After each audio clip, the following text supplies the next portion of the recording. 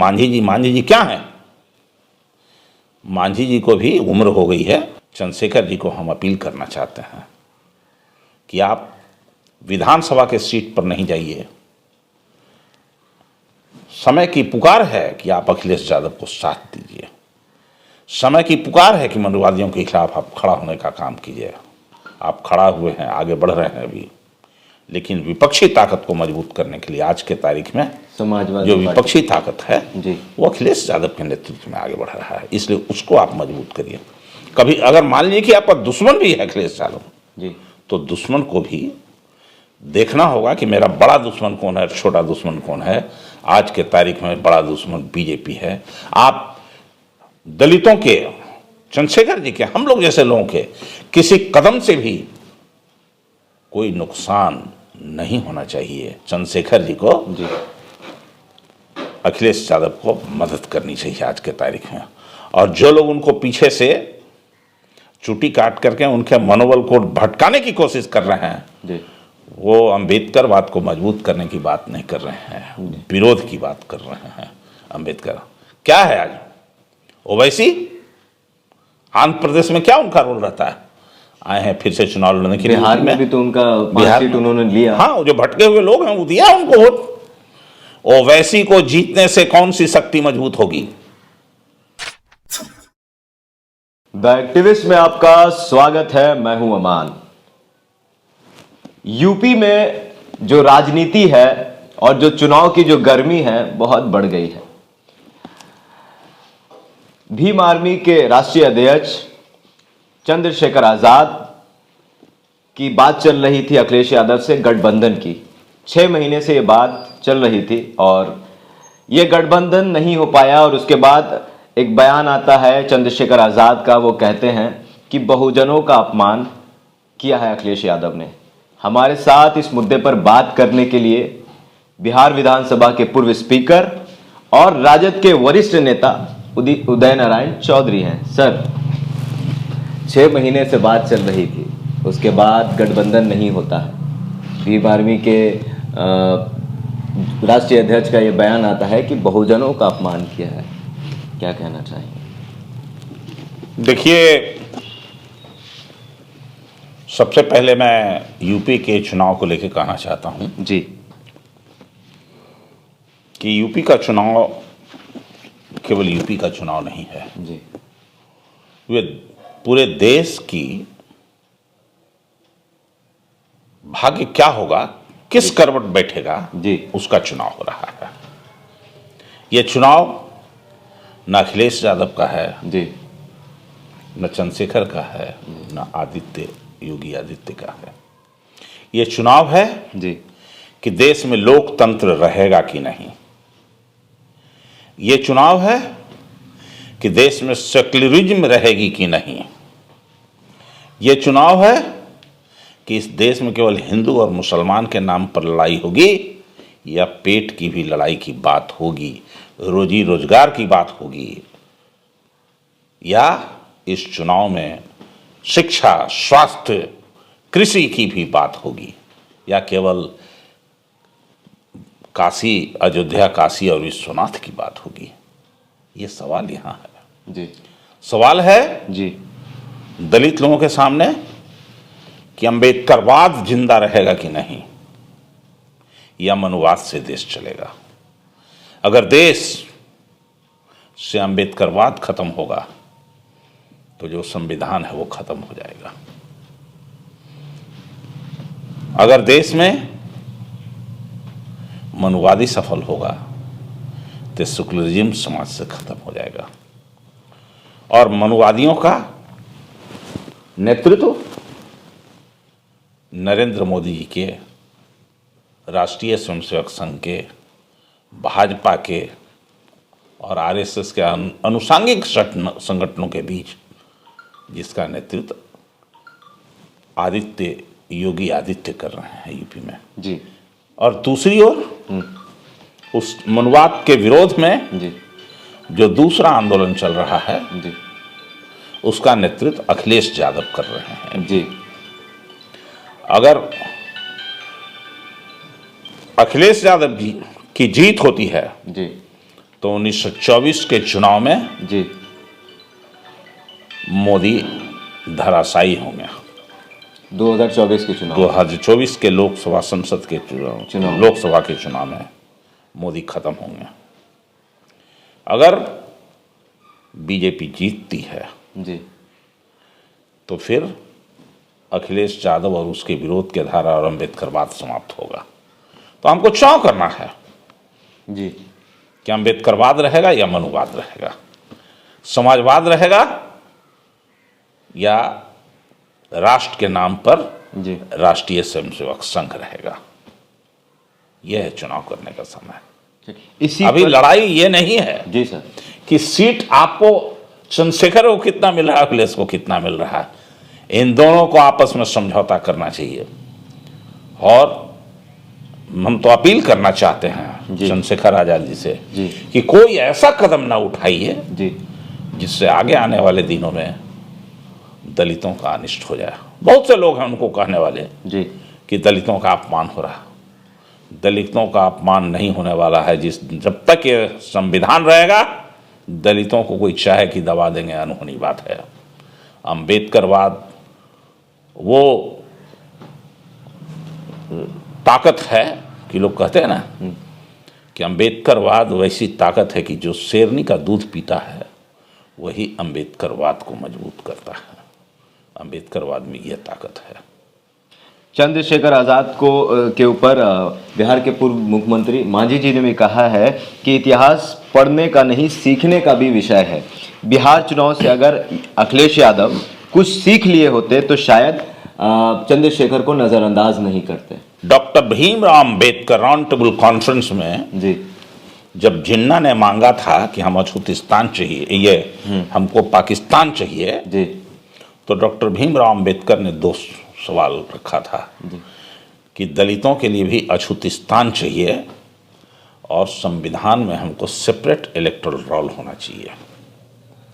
इसके विरोध में महात्मा गांधी आमरण अनशन पर चले गए थे और इतना ज़बरदस्त अनशन उनका था, आमरण अनशन, खाना पीना सब छोड़ दिए कि 2-4 दिन में वो उनकी मृत्यु हो जाती है। तो कस्तूरबा बाई जाती है अम्बेडकर साहब के पास, जी जो गांधी जी की पत्नी थी, और कही अम्बेडकर जी गांधी को तुम बचा लो, जी मर जाएगा। अम्बेडकर साहब सोचने लगे कि गांधी जी की मृत्यु हो जाएगी तब हमारे दलितों पर क्या असर पड़ेगा, हमारे ऊपर क्या असर पड़ेगा, जी और गांधी अगर वापस कर लेते हैं भी तो क्या असर पड़ेगा। ये दोनों सब विचार किए तो गांधी अम्बेडकर साहब ने ये विचार किया और इस मुकाम पर पहुंचे अपने विचार से मूल्यांकन करने के बाद कि गांधी जी का अनशन जाके उन्होंने तोड़वा दिया। जी इसलिए कि उस समय दलित तो उतने जागृत नहीं थे, नहीं थे। समय का तकाजा था। मुस्लिम कम्युनिटी जिंदा कम्युनिटी था, मुस्लिमों का यहाँ शासन था।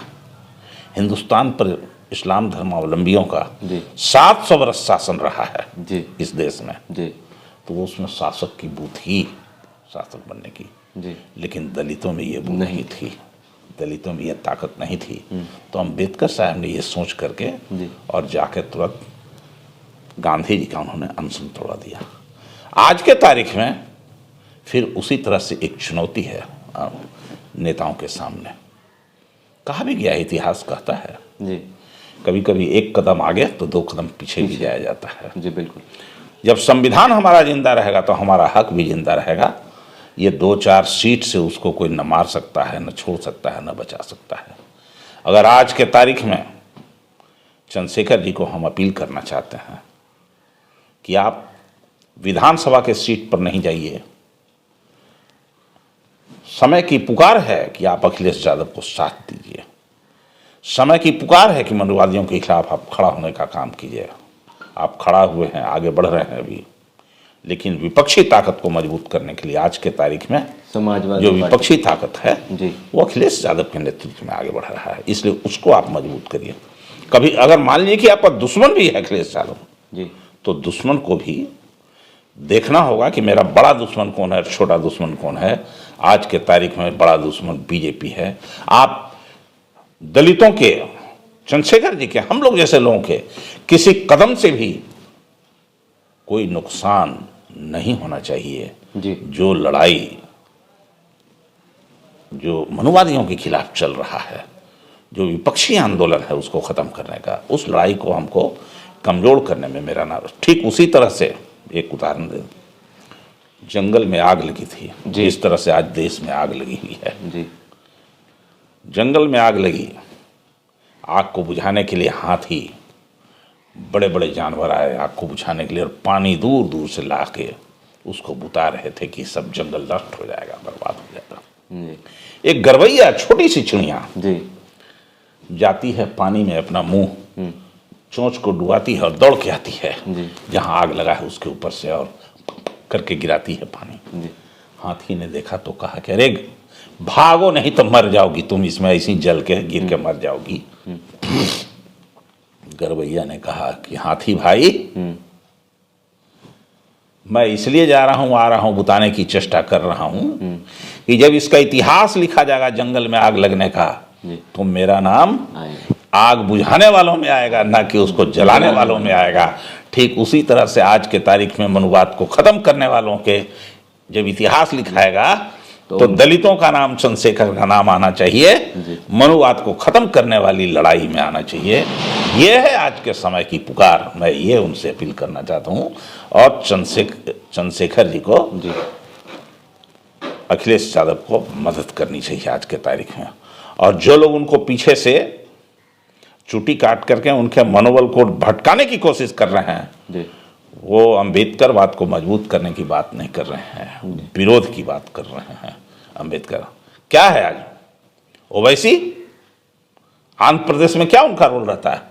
आए हैं फिर से चुनाव लड़ने के लिए, बिहार में भी तो उनका 5 सीट उन्होंने लिया। हाँ, जो भटके हुए लोग हैं वो दिया उनको वोट। ओवैसी को जीतने से कौन सी शक्ति मजबूत होगी? भाजपा की शक्ति मजबूत होगी।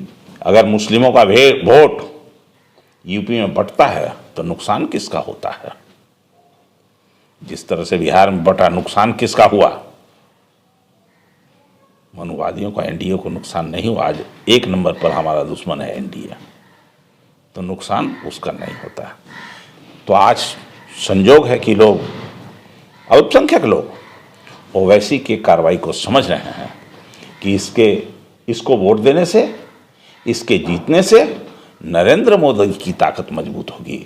इसलिए उसको रिजेक्ट करने की आवाज़ मैं सुन रहा हूँ इस्लाम धर्मावलंबियों के मुंह से। ठीक वही स्थिति बन रही है यूपी में भी। मायावती जी भी अलग एकला चलो के रास्ते पर चल रही हैं। उनके लोग हैं, बड़बोला लोग हैं, भाषण दे रहे हैं, बयानबाजी कर रहे हैं, बयान बहादुर लोग। लेकिन बयान बहादुर लोग इस बात का नहीं विश्लेषण कर रहे हैं कि हमारे भाषण से, हमारी आलोचना से किसको लाभ मिलेगा, किसको फायदा मिलेगा। ये जो कांग्रेस है, समाजवादी पार्टी है, बहुजन समाज पार्टी है, ये सब लोगों का, आप अगर अलग अलग लड़ रहे हैं ना, ये सब लोग अपने डेथ सर्टिफिकेट पर सिग्नेचर कर रहे हैं, डेथ सर्टिफिकेट पर सिग्नेचर कर रहे हैं। अगर जीत गई वहां बीजेपी तो इन लोगों ने अपने आत्महत्या डेथ सर्टिफिकेट दस्तखत करने के कारण लोगों की जीतेगी।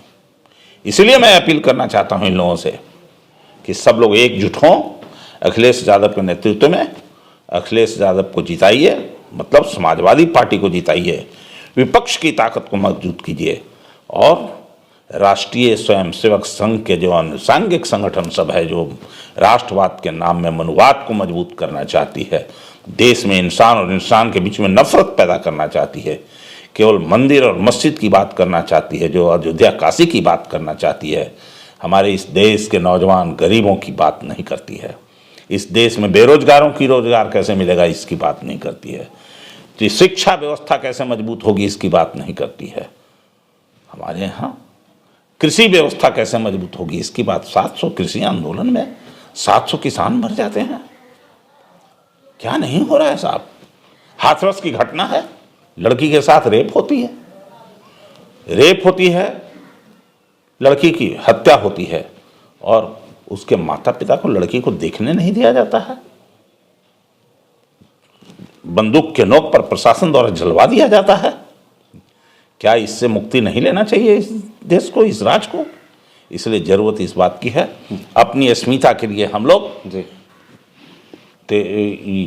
अखिलेश यादव के नेतृत्व में एकजुट हों। लेकिन मांझी और जी ने बिताएं। एक और बड़ी बात कही है उसी ट्वीट में, वैसे जो हश्र बिहार के दलितों ने उनका रिश्तेदार वैसे जो हश्र बिहार के दलितों ने उनके रिश्तेदार का किया, यूपी में वही हाल अखिलेश यादव का होने वाला है।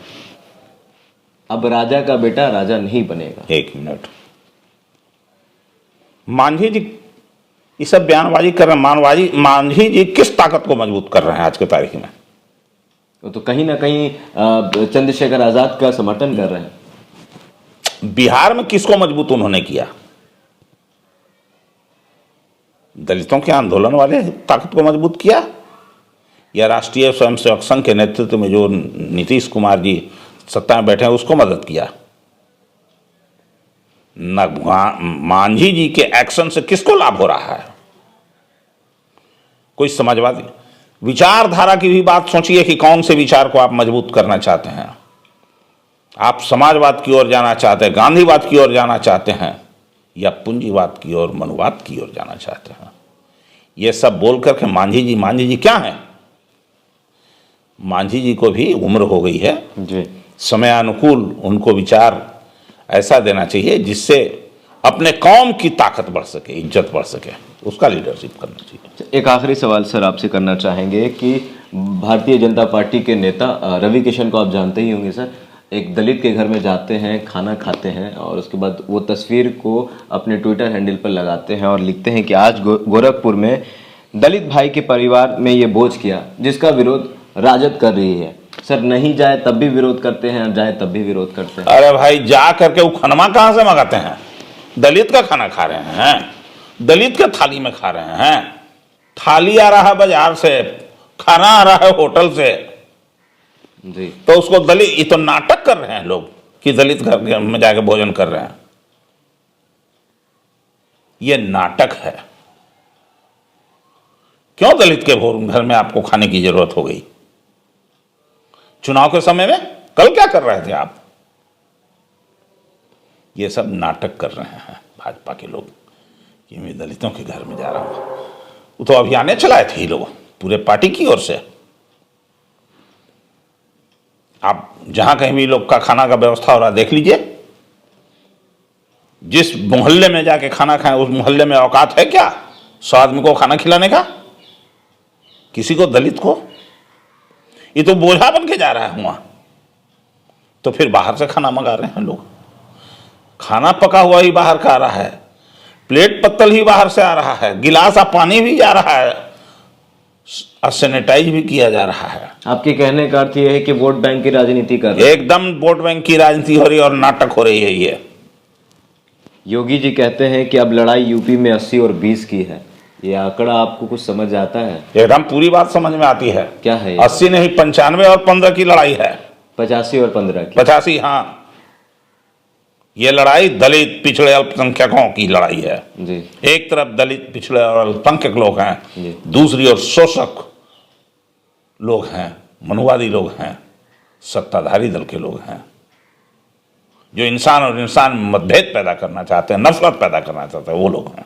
आपकी क्या प्रतिक्रिया है यूपी चुनाव को लेकर? कमेंट बॉक्स में जरूर बताइएगा। अगर आप हमारे फेसबुक पेज पर हैं तो लाइक करिए, अगर आप हमारे यूट्यूब चैनल पर हैं तो सब्सक्राइब करिए। कैमरा पर्सन अपर्णा के साथ मैं हूं अमान। धन्यवाद सर।